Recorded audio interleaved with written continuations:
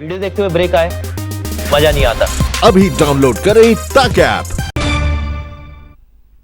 भारत और चीन के सैनिकों के बीच सोमवार रात गलवान वाली इलाके में जिस तरह की हिंसक झड़प हुई है, उसकी गूंज अब तक शांत नहीं हुई है। संकट को खत्म करने के लिए सैनिक और कूटनीतिक स्तर पर लगातार बातचीत और कोशिश जारी है। कल दोनों देशों के विदेश मंत्रियों की बातचीत हुई, जिसमें भारत ने साफ कह दिया कि चीन ने गलवान में साजिश के तहत भारतीय सैनिकों पर हमला बोला। 5 तस्वीरों के जरिए आपको भारत और चीन विवाद से वो थोड़े शब्दों में समझाने की कोशिश करते हैं। दरअसल गलवान में चीन ने धोखे से भारतीय सैनिकों पर हमला बोला। भारत के 20 जवान शहीद हुए, लेकिन भारत के पलटवार में चीन के भी 40 से ज्यादा सैनिक मारे गए हैं। चीन अब तक बातचीत कर रहा है। अमेरिका ने भी भारतीय सैनिकों की शहादत को सलाम करते हुए बयान जारी किया कि संकट पर उसकी पैनी नजर है। पीएम मोदी ने भी कल साफ कह दिया कि वीरों का बलिदान व्यर्थ नहीं जाएगा। चीन की चाल से सख्ती से निपटा जाएगा। चीन के खिलाफ देश में जबरदस्त गुस्सा है। शहर शहर चीनी सामान का बहिष्कार के लिए प्रदर्शन हो रहा है। भारत चीन के बीच एलएसी में क्या चल रहा है और इसे लेकर दिल्ली में क्या हलचल है, इस पर आगे भी बात करेंगे, लेकिन इससे पहले देश के वीर शूरवीरों की बात करेंगे जिन्होंने चीन की नापाक चाल को नाकाम किया और देश के नाम सर्वोच्च बलिदान दिया। और इस वक्त हमारे संवाददाता हमारे साथ जुड़ गए हैं। पटना से हमारे संवाददाता सुजीत झा इस वक्त हमारे साथ जुड़ रहे हैं, साथ ही हमारे संवाददाता झारखंड से सत्यजीत हमारे साथ जुड़े हैं। लेकिन सबसे पहले बेटा का रुख करेंगे, जहां पर सुजीत लगातार अपडेट दे रहे हैं। सुजीत, क्या जानकारी है इस वक्त? जो शहीद है उनकी अंतिम क्रिया कब तक की जाएगी? देखिए नेहा, जो शव यात्रा है वो काफ़ी लंबा सफ़र तय कर चुका है और कुछ ही देर में, यानी कि कुछ मिनटों में ही ये हल्दी घाट मनेर, जहां पर हवलदार शहीद सुनील कुमार का अंतिम संस्कार किया जाएगा, वहां पूरी तैयारी की गई है। थोड़ी ही देर में ये शव यात्रा वहां पहुंचेगी। जब ये शव यात्रा चली थी तारापुर सिकरिया गांव बीटा से, करीब 20 किलोमीटर का ये फासला है। और मैं बता दूं नेहा कि 20 किलोमीटर तक जिस तरीके से शहीद सुनील कुमार को लोगों ने श्रद्धांजलि दी और जिस तरीके से लोगों में एक आक्रोश और एक जोश दिख रहा है, चाहे वो बूढ़ा हो, जवान हो, साधु हो या गृहस्थ हो, हर व्यक्ति के मन में एक देश के पर जान लुटाने वाले जवानों के प्रति जो भाव है वो देखने को मिल रहा है। जगह जगह फूल बरसाए जा रहे हैं, लोग छतों पर ऊपर से खड़े होकर शव यात्रा को निहार रहे हैं और ये शव यात्रा धीरे धीरे गंगा के किनारे पहुंच रही है। और आप देख सकते हैं कि अब खेतों का सिलसिला भी शुरू हो गया है। कुछ देर में ये हल्दी घाट छपरा पहुंचेगी जो मनेर में है और वहां पर ये अंतिम संस्कार किया जाएगा। सुनील कुमार 2002 में बिहार रेजिमेंट में शामिल हुआ था। बिहार रेजिमेंट का ही ये पूरा इलाका है, दानापुर से सटा हुआ, जहां पर बेस है बिहार रेजिमेंट का। और उसके बहादुरी के किस्से तमाम हैं और उसके जवानों के बलिदानों की जो गाथा है वो तमाम है। तो इस तरीके से ये पूरा इलाका देशभक्ति से वैसे भी ओतप्रोत रहता है, क्योंकि बहुत सारे नौजवान, कोई भी ऐसा गांव नहीं है जहां दर्जनों फौज में लोग सेवा नहीं दे रहे होंगे भारतीय सेना में। तो ऐसे में ये जो शव यात्रा है ये एक तरीके से हम कह सकते हैं कि इस क्षेत्र का, या ये क्षेत्र क्या करे, पूरे बिहार में वैसे देखा जाए तो 5 जवान शहीद हुए हैं। हर जगह यही आलम है। एक तरफ परिवार में तो शोक होता ही, लोगों के जाने का शोक होता है, लेकिन जो वीर को जो विदाई देने का जिस तरीके का जज्बा है लोगों में और जिस तरह से लगातार नारेबाजी चल रही है चीन के खिलाफ। बिहार सरकार की ओर से कोई प्रतिनिधि शामिल होने वाला है श्रद्धांजलि देने के लिए? देखिए, बिहार सरकार के तरफ से कल एयरपोर्ट पे भी जब ये शव पहुंचा था तो वहाँ भी मंत्री और बिहार के चीफ सेक्रेटरी, डीजीपी, ये तमाम लोग पहुँचे थे वहाँ पर, पटना के डीएम। और अभी भी यहाँ पर बिहार सरकार के मंत्री होंगे रामकृपाल यादव, पाटलिपुत्र। लौटेंगे आपके पास। सत्यजीत हमारे संवाददाता हमारे साथ जुड़े हुए हैं झारखंड से। सत्यजीत, क्या अपडेट? देखिए, ये शहीद गणेश हांसदा का घर है और यहाँ तैयारियां अब शुरू हो गई है। ये देखिए, पंडाल जो है उसको इरेक्ट किया गया है। जो रिलेटिव्स हैं वो कंडोलेंस के लिए आ रहे हैं और यहाँ जो है कंसोल करने की उनकी माँ को कोशिश की जा रही है। माँ जो है बिल्कुल दुखी है। ये इसी आंगन में पले बढ़े थे। आपको हम दिखाएं, गणेश हांसदा जो हैं, यहाँ आप देखिए इनके आंगन में आएंगे तो आपको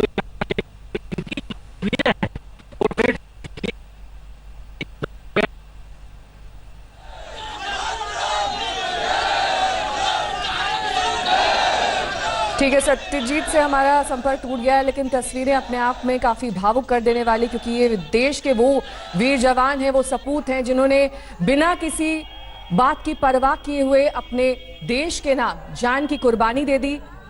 सर्वोच्च बलिदान पूर्वी सिंहभूम की, झारखंड की बात कर ले, यहाँ की भी मिट्टी से ये वीर सपूत, गुरदासपुर हो या फिर बिहटा हो, यहाँ पर भी आज माहौल बेहद गमगीन है। पूरा का पूरा गांव जैसे एक सैलाब की तरह उमड़ पड़ा है अपने देश के वीर जवान, वीर सपूत को नम आंखों से श्रद्धांजलि देने के लिए।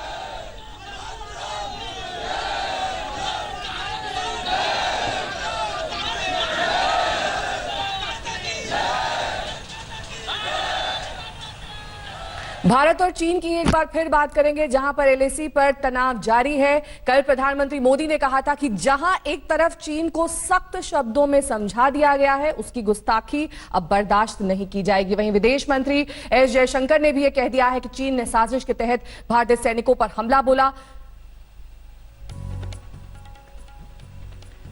श्वेता सिंह मेरी सहयोगी इस वक्त सीधे लेह लद्दाख से मेरे साथ मौजूद है। जितेंद्र बहादुर सिंह भी हमारे साथ जुड़े हैं। पहले श्वेता का रुख कर लेंगे। श्वेता, जिस तरह के तनावपूर्ण हालात बने हुए हैं, आज क्या बात कुछ आगे बढ़ सकती है? बातचीत क्योंकि लगातार जारी है जब से ही जवानों की शहादत हुई है, वहां क्या ताजा स्थिति आप देख पा रही हैं?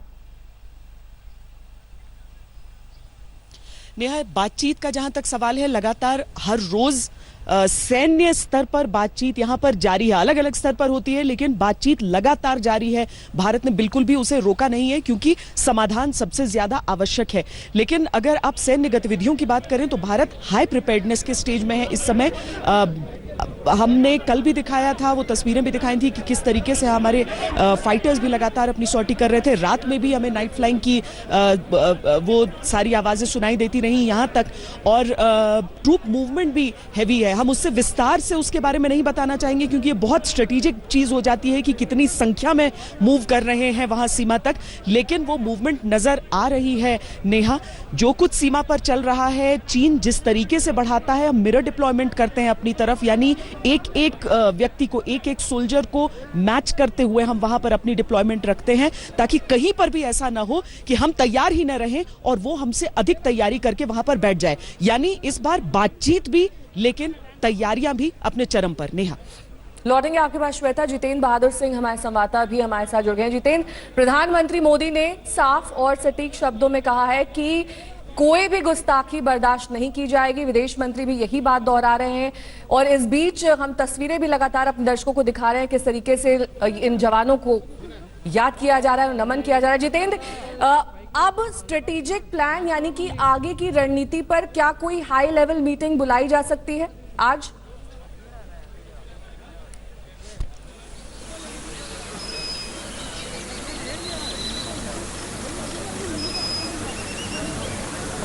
जितेंद्र, आपको मेरी आवाज मिल रही है?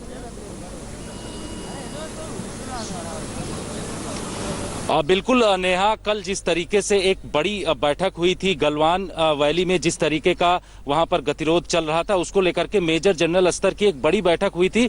लेकिन वो बैठक कल बेनतीजा निकली। सूत्रों ने ये जानकारी दी है कि ये बैठक आज भी हो सकती है। इस तरीके के कदम उठाए जा रहे हैं। लेकिन जिस तरीके से भारत ने सख्त निर्देश दे दिया है चीन को और ये कहा है कि जो हमारे देश में जवान शहीद हुए हैं उनका बलिदान व्यर्थ नहीं जाएगा, ऐसे में अब चारों तरफ से घेरने की तैयारी चीन को चल रही है। नेहा, सबसे बड़ी बात है कि एक जो जानकारी हमारे पास इस वक्त मौजूद है कि गृह मंत्रालय में एक आज बड़ी बैठक की जाएगी, जिसमें बॉर्डर मैनेजमेंट से जुड़े हुए सारे अधिकारी मौजूद होंगे। इसके अलावा आईटीबीपी के अधिकारी मौजूद होंगे, जिसमें लाइन ऑफ एक्चुअल कंट्रोल को लेकर के किस तरीके से सुरक्षा को और बेहतर करना है, किस जगह पर पेट्रोलिंग और ज्यादा बढ़ाना है, क्योंकि चीन को चारों तरफ से घेरने की कोशिश है इस वक्त, क्योंकि उसके जो कदम आपके पास सूर्यपेट तेलंगाना की तस्वीर हम दिखा रहे हैं अपने दर्शकों को, जहां पर इस वक्त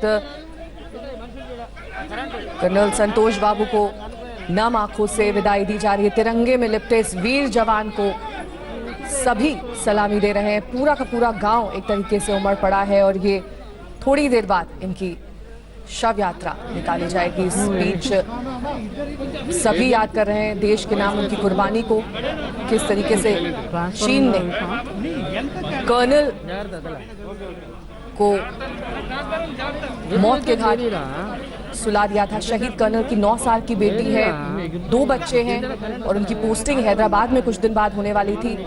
लेकिन इस बीच ही ये बुरी खबर आई कि कर्नल अब इस दुनिया को अलविदा कह चुके हैं। 2004 में सेना में शामिल हुए थे, पहली पोस्टिंग जम्मू कश्मीर में की गई थी, लेकिन अंतिम पोस्टिंग उनकी LAC पर। सभी परिवार वाले यहाँ पर इस वक्त तेलंगाना के सूर्यापेट में मौजूद हैं और साथ ही उनके साथ काम करने वाले कई अफसर, कई ऐसे लोग जिन्होंने कई यादों को साझा किया, उनके साथ काम भी किया। ऐसे में कर्नल के इस अंतिम सफर में आखिरी सलाम, आखिरी विदाई देने के लिए सभी यहाँ पर इस वक्त मौजूद हैं। तेलंगाना का ये वीर जवान जो देश के नाम अपनी जान कर गया, और सबसे पहली खबर कर्नल की ही आई थी कि कर्नल वीर गति को प्राप्त हुए हैं और साथ ही 2 जवान भी शहीद हुए हैं LAC पर चीन के सैनिकों के साथ झड़प में। कर्नल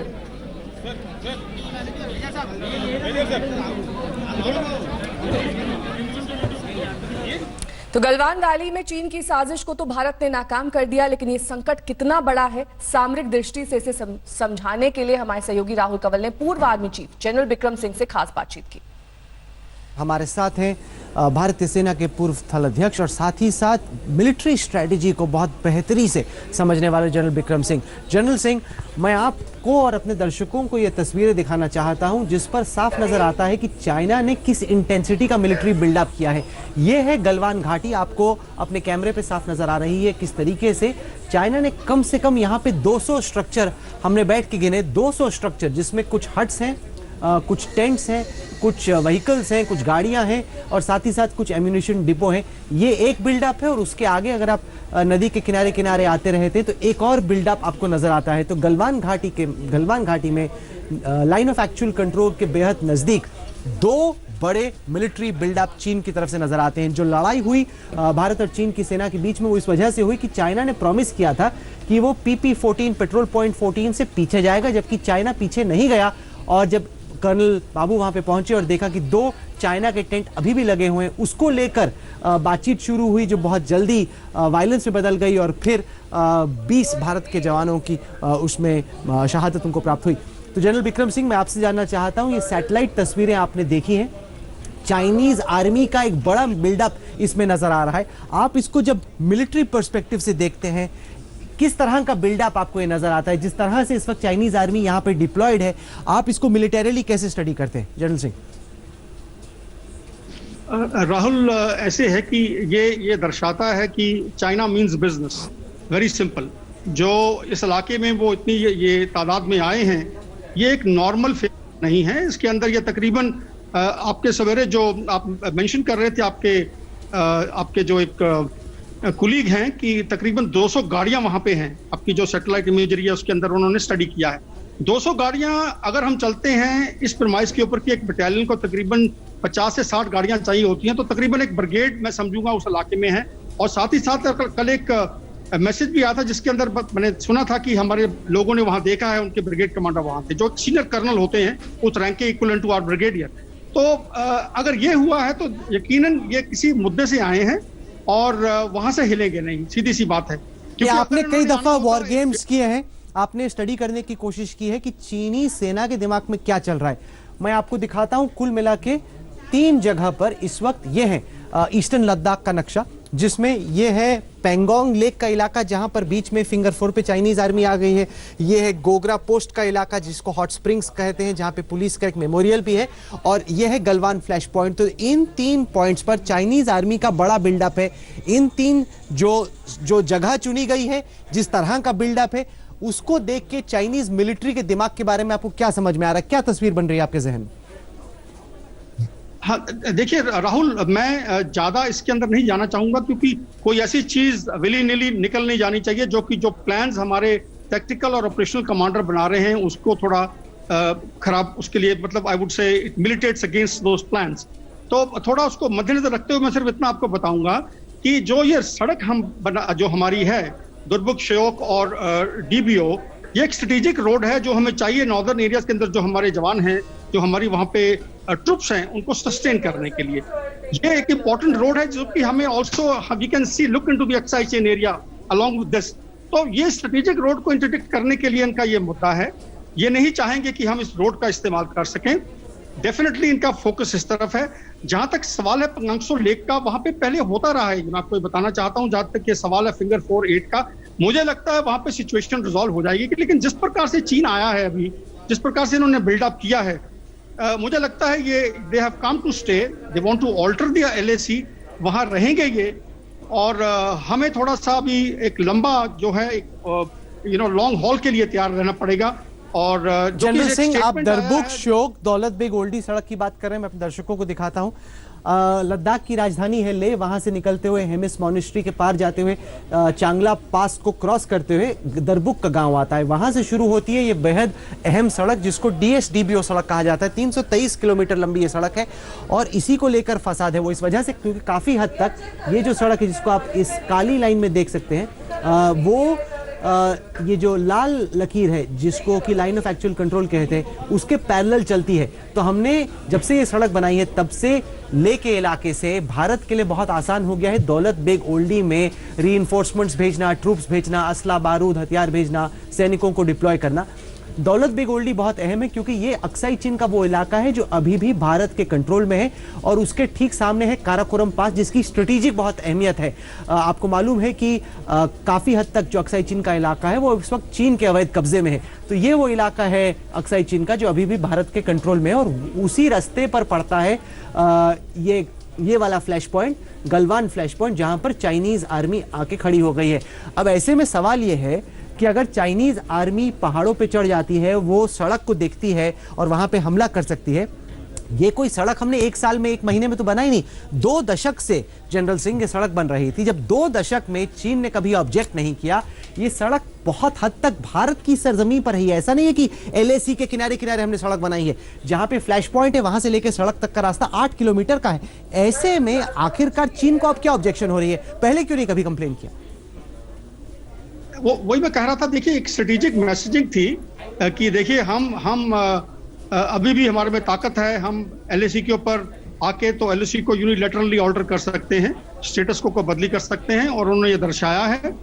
लेकिन मैं कहूंगा कि देखिए राहुल, जो कल कार्रवाई हुई है अगर उसे हम देखते हैं सिर्फ टेक्निकल लेवल के ऊपर आइसोलेट करके, तो मैं इतना कहना चाहूंगा कि जो हमारे जवानों का जो एक कॉन्डक्ट रहा है, उनका जो एक्शन रहा है वो बहुत आले दर्जे का रहा है।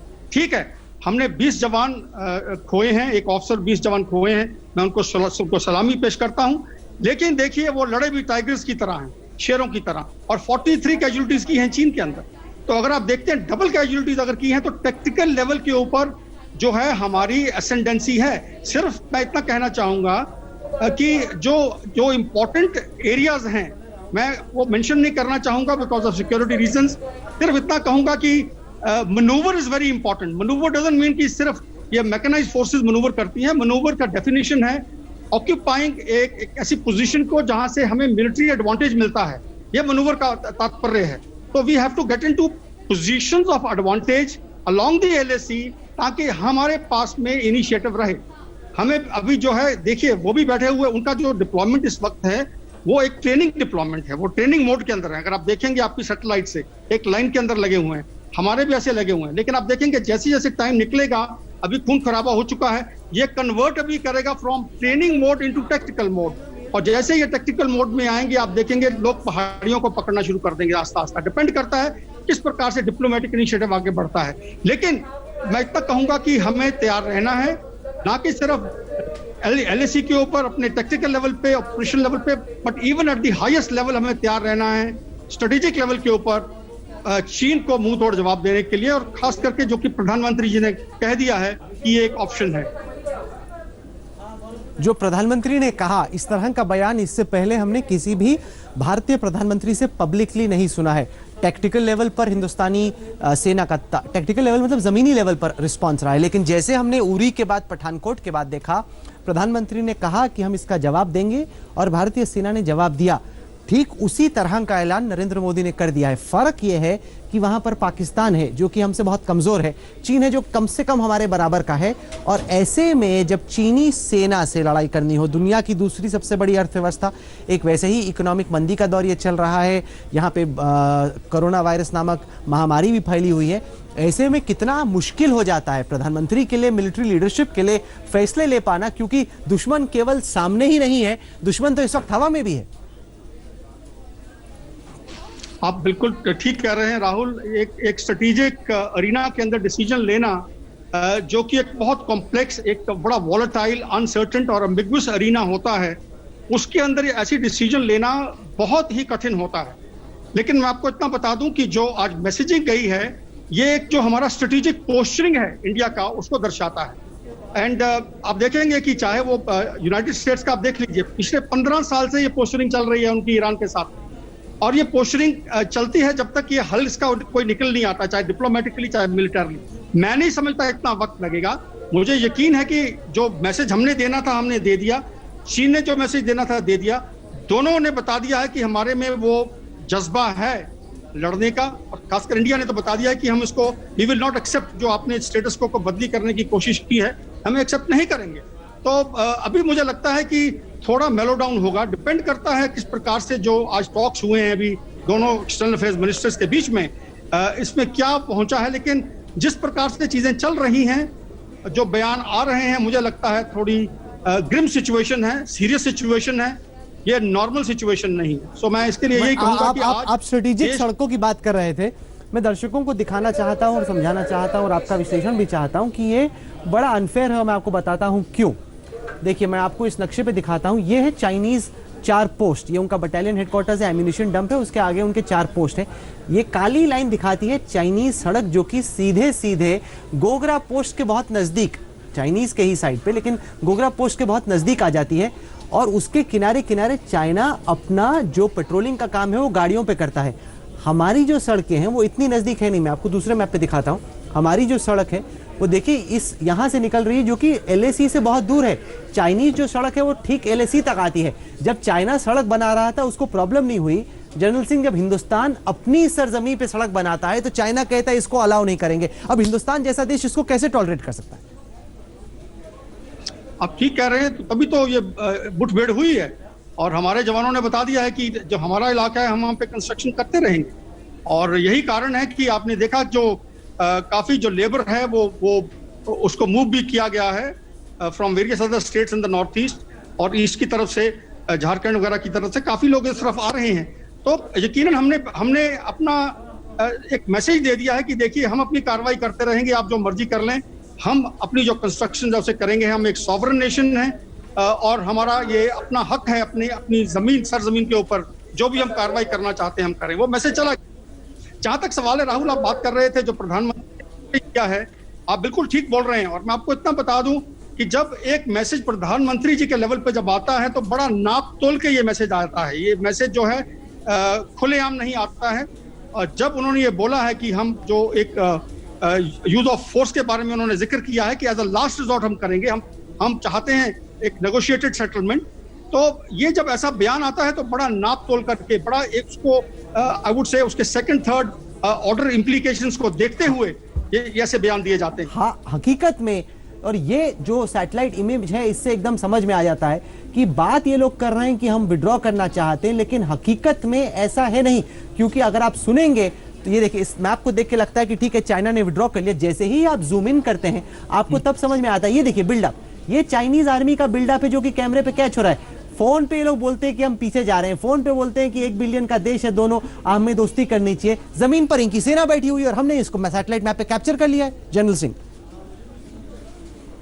आप ठीक बोल रहे हैं कि जिस प्रकार से वो बोल रहे हैं कि हमारे अंदर आए, हमने वॉयलेट किया है, ये तो हो गया जैसे एक चोर कोतवाल को डांटे।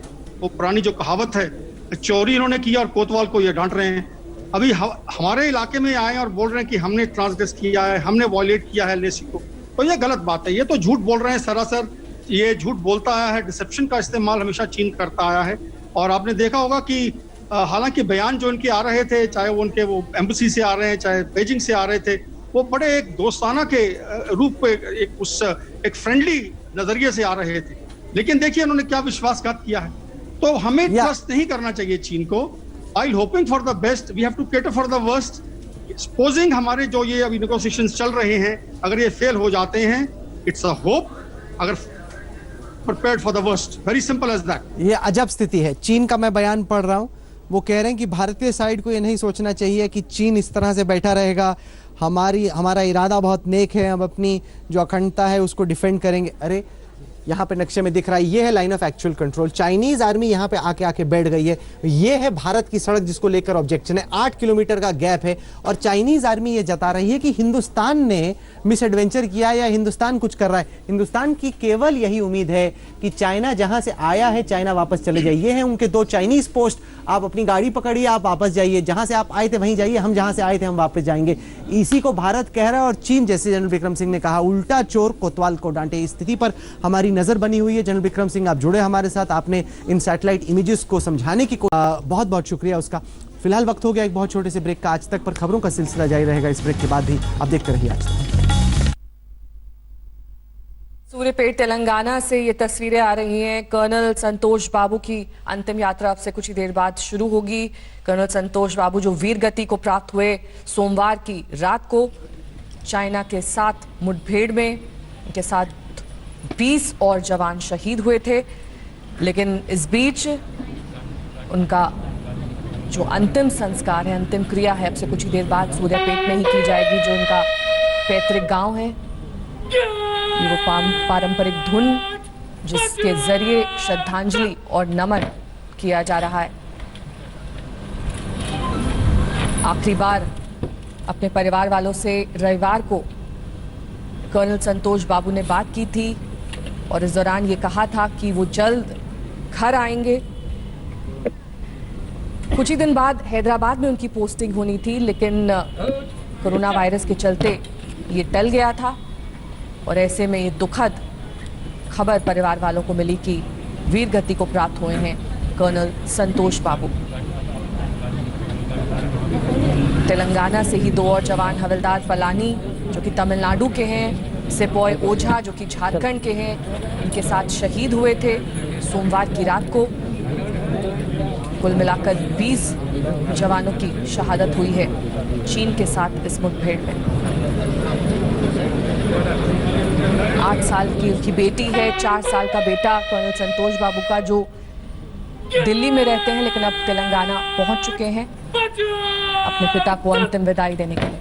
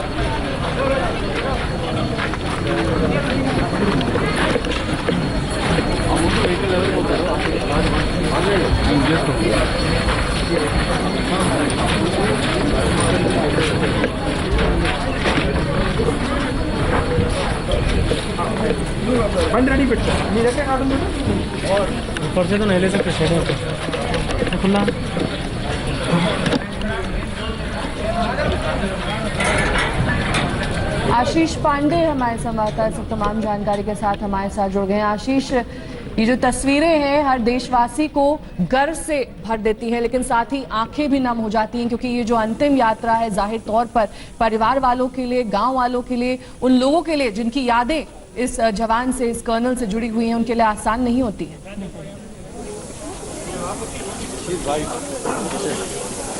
जी हाँ नेहा, आप बिल्कुल सही कह रही हैं। और ये जो माहौल है ये यहाँ पर यही बता रहा है। आप देख सकते हैं कर्नल साहब का जो पार्थिव शरीर है अब वो अंतिम यात्रा के लिए निकल चुका है।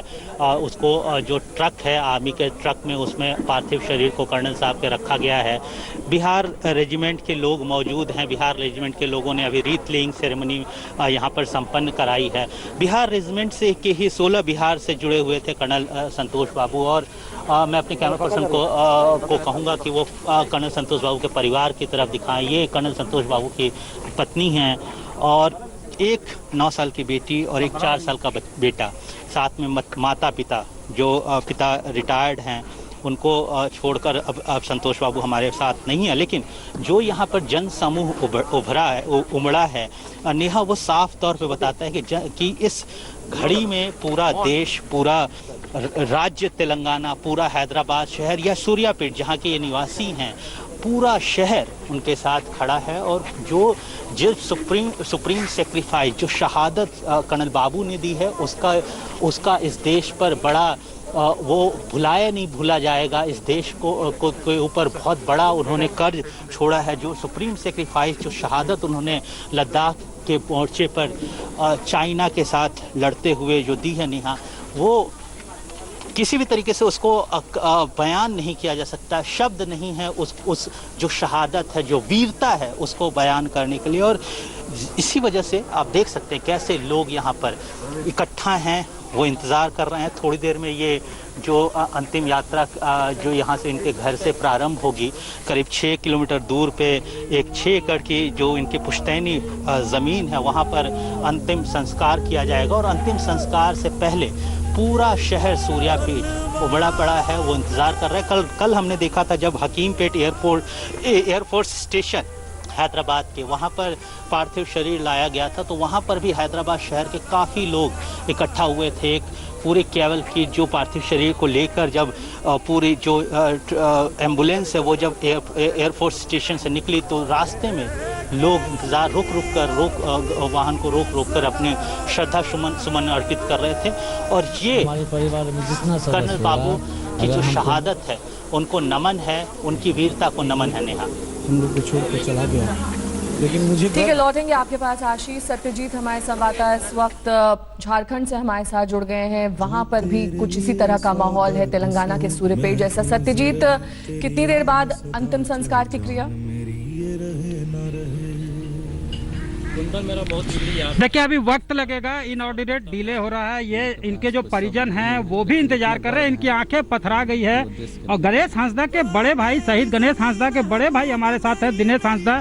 क्या बताएगा आप लोगों को, कितने देर लगेगी? अभी फिलहाल निश्चित टाइम तो नहीं दिया गया है। कल इतना भरोसा दिया था कि कल अब मतलब आज आएगा दोपहर तक, लेकिन हम लोग भी इंतजार में हैं। लेकिन हम लोग भी ये सोच रहे हैं, जब ये घटना भी ऐतिहासिक हुआ है तो इसका भी जो दहन होगा वो भी एक बहुत बड़ा ऐतिहासिक होना चाहिए।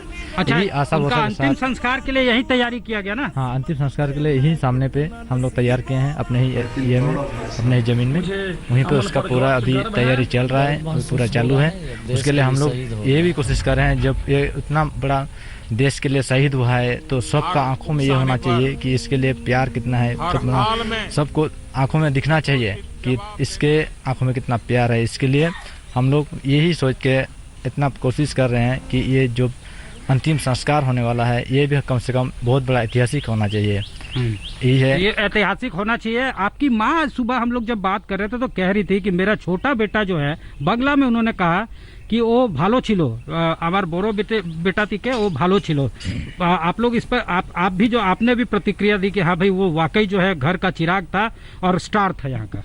हाँ, वो वाकई में सच्चा है, क्योंकि वो छोटा था, हम लोग उसको किसी चीज़ का कमी होने नहीं दिया। और जब उसको कोई कमी होने नहीं दिया तो वो कुछ भी करने के लिए वो पीछे नहीं हटा। तो हम लोग का मन में वो जीत लिया, हम लोग का मन। और हम लोग अपना, मैं भी पढ़ाई कर रहा था, जब हम लोग का मन जीत लिया तो हम लोग ठान लिया, चलो छोटा है तो क्या हुआ, पहले हम ही लोग उसी को मुकाम में पहुंचाएंगे। सत्यजीत, आपके पास लौटेंगे। हमारे संवाददाता सुजीत झा इस वक्त हमारे साथ जुड़ गए हैं। सुजीत, आप वहीं पर मौजूद हैं जहां पर आप देख पा रहे हैं अंतिम यात्रा को। बिहार रेजिमेंट का ये वीर जवान, ये वीर सपूत अब हमारे बीच नहीं रहा, वीर गति को प्राप्त हुआ है। क्या कुछ चल रहा है इस वक्त वहां पर? देखिए नेहा, अभी अभी घाट पर पार्थिव शरीर पहुंचा है। यहाँ पर हल्दी छपरा जो कि गंगा के किनारे आप देख सकती हैं, सारे लोग घाट की तरफ धीरे धीरे बढ़ रहे हैं। सुनील कुमार जो 16वीं बिहार रेजिमेंट के हवलदार थे, उनका पार्थिव शरीर करीब 20 किलोमीटर से ज़्यादा लंबी शव यात्रा के बाद अपने मुकाम तक धीरे धीरे पहुंच रहा है और लगातार नारेबाजी चल रही है। वीर सुनील अमर रहें, वीर सुनील अमर रहें, बिहार रेजिमेंट जिंदाबाद। तो ये जो हम कह सकते हैं कि आप देखिए लोगों का हुजूम, कितने लोग इस शहीद को विदाई देने के लिए चले आ रहे हैं। और सबसे बड़ी बात कि जितने हमने देखा कि इस शव यात्रा के दौरान जगह जगह पर लोगों ने श्रद्धा सुमन अर्पित की, नम आंखों से अर्पित की। कई जगह महिलाएं जो कि रास्ते में खड़ी, आंखें नम थी, लेकिन ये एक था कि एक शहीद जो कि देश की सेवा करके अपनी जान कुर्बान कर दी है, उसके प्रति जो एक भावना होती है, जो चेहरे, जो आंखों में दिखाई देती है, वो दिखाई दे रहा है यहाँ पर। और सारे लोग गमगीन जरूर हैं, लेकिन यह है कि देश के प्रति जो जज्बा है, जो बलिदान देने की जो आतुरता है, वो दिखाई देती है यहाँ के नौजवानों में, खास तौर पर देखा जाए तो। थोड़ी देर बाद यहाँ कार्यक्रम शुरू होगा अंतिम संस्कार का।